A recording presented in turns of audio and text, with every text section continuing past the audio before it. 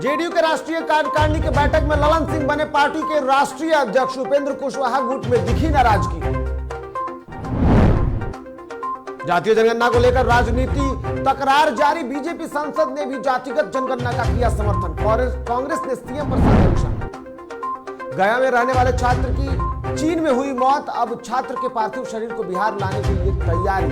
संदिग्ध परिवार में घटना के जज उत्तम आनंद, धनबाद के जज उत्तम आनंद मौत मामले में बीजेपी हुई उग्र। भाजपा युवा मोर्चा ने देवघर में सीएम का फूका पुतला। नमस्कार, आप देख रहे हैं डीटीवी भारत और मैं हूं आपके साथ निर्भय किशोर। तो आइए खबरों की शुरुआत करते हैं और सबसे पहले बात राजनीतिक जगत की।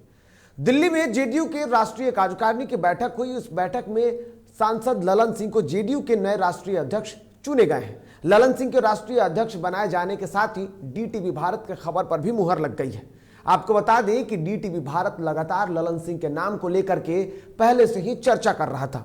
वैसे तो कई नामों पर कयास लगाए जा रहे थे। इसी बीच में ललन सिंह के नाम को लेकर डीटीवी भारत पहले ही संभावनाएं को जता चुका था। वही खबर है कि ललन सिंह के नाम पर जैसे ही मुहर लगी तो इधर उपेंद्र कुशवाहा के समर्थकों में नाराजगी भी देखने को मिली है। इस दौरान कई नेताओं ने सीएम नीतीश कुमार के और साथ ही साथ कार्यकारिणी के फैसले पर दुख और नाराजगी भी जाहिर की है।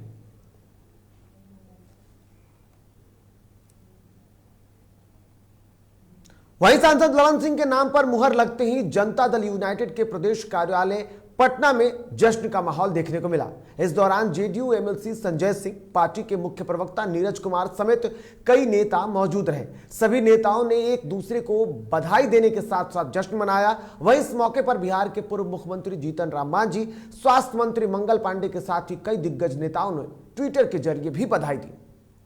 जेडीयू का नया राष्ट्रीय अध्यक्ष बना दिया गया है और बिहार जेडीयू प्रदेश कार्यालय की तस्वीर आप देख सकते हैं। किस तरीके से ढोल नगाड़े बजाए जा रहे हैं और खुशी एक तरीके से जाहिर की जा रही है। वहीं दूसरी ओर तस्वीर आपको दिखाना चाहेंगे किस तरीके से तमाम जो जेडीयू के नेता हैं वो पहुंचे हुए हैं और एक दूसरे को गुलाल लगा रहे हैं, मिठाई खिला रहे हैं, कुछ बात करने की कोशिश करेंगे।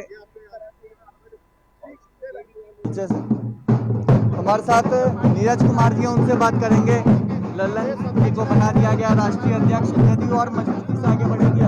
अरे जेडीयू मजबूत है ही और पार्टी शानदार और जानदार तरीके से काम करेगी, ये हमारी उपलब्धि होगी। आप लोग भी लगातार मेहनत कर रहे हैं पार्टी को आगे बढ़ाने के लिए। अब ललन जी को जिम्मेदारी दी गई है, वो भी अच्छे से आगे निभाएंगे। अरे हमारी पार्टी जनता दल की विरासत समझिए। हम जननायक कर्पूरी ठाकुर, लोकनायक जयप्रकाश नारायण लोहिया की राजनीति करते हैं। हम लालूवाद की राजनीति नहीं करते।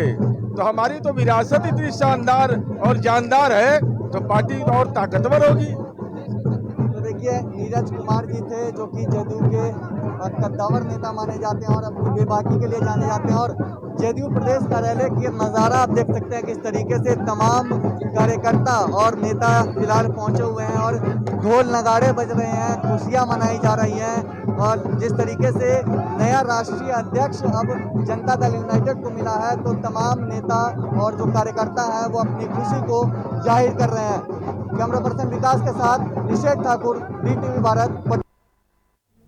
इधर मुजफ्फरपुर लोकसभा क्षेत्र के भाजपा कोटे से सांसद अजय निषाद ने कहा कि हमारे लोकतंत्र की खूबसूरती है कि हर आदमी अपनी बातों को रख सकता है।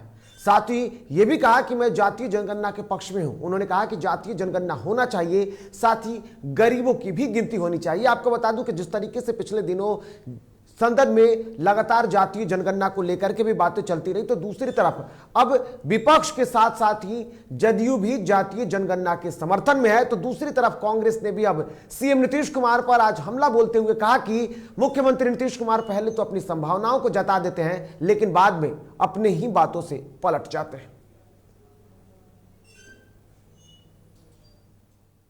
सबसे एक आदमी अपनी बात को रख सकता है। जहां तक मेरी बात आप पूछेंगे तो हम जातीय जनगणना के पक्ष में हैं। जिस भारत देश में भैंस की गिनती हो सकती है, गाय की गिनती हो सकती है, कितने शेर बचे हैं वो गिनती हो सकती है, कितने बाघ बचे हैं वो गिनती हो सकती है, कितने हाथी बचे हैं वो गिनती हो सकती है, तो जातीय जनगणना क्यों नहीं? उसके साथ साथ गरीबी की भी गिनती होनी चाहिए और सरकार को उतना ही मेहनत लगेगा, इसमें कोई अतिरिक्त धन नहीं लगेगा।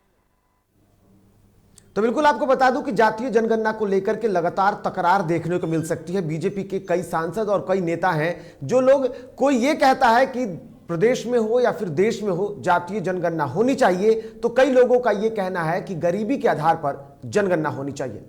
फिलहाल बढ़ेंगे आगे और अब बात करेंगे बीजेपी प्रदेश ओबीसी मोर्चा की। दरअसल पटना में बीजेपी प्रदेश ओबीसी मोर्चा की प्रेस वार्ता का आयोजन किया गया, जिसमें बीजेपी ओबीसी के प्रदेश अध्यक्ष जयनाथ चौहान ने मेडिकल कॉलेज में ओबीसी छात्रों को 27% आरक्षण दिए जाने पर सरकार को धन्यवाद कहा। साथ ही कहा कि ओबीसी आयोग को संवैधानिक दर्जा देने में यूपीए की सरकार ने हमेशा विरोध किया है।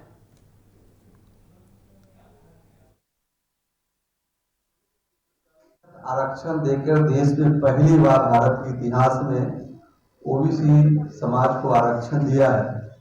इससे पहले एसटी और एससी को ही आरक्षण प्राप्त था और ओबीसी वर्ग को आरक्षण प्राप्त नहीं था।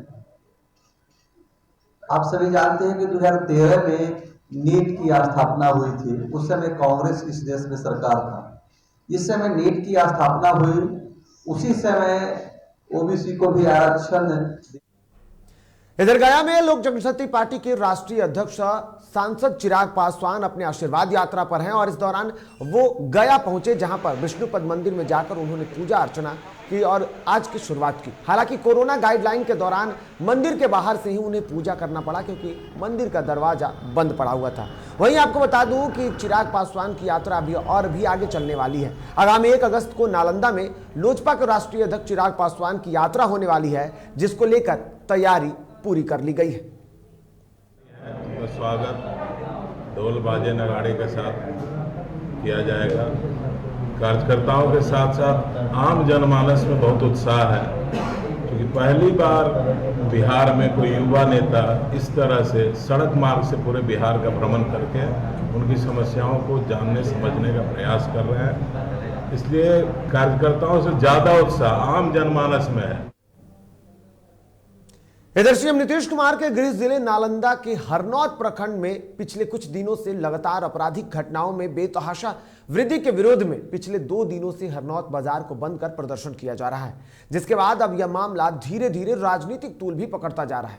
जिसके बाद इस मामले में राष्ट्रीय जनता दल, भाकपा माले समेत कई पार्टियों का समर्थन भी प्रदर्शनकारियों को मिलने लगा है। वही घटना की जानकारी देते हुए राष्ट्रीय जनता दल के बिहार शरीफ के पूर्व प्रत्याशी सुनील साव और राजद नेता अनिल कुमार अकेला ने सभी दुकानदार भाइयों के साथ बैठक कर उनकी समस्याओं को सुना और हर संभव सहायता देने की बात की है। विभिन्न व्यवसायिक संगठन के लोग के साथ नालंदा चैम्बर ऑफ कॉमर्स भी बैठी हुई है और इस बैठक से जो बात आई कि हरनौत अपराधियों के गोद में चला गया है और नित्य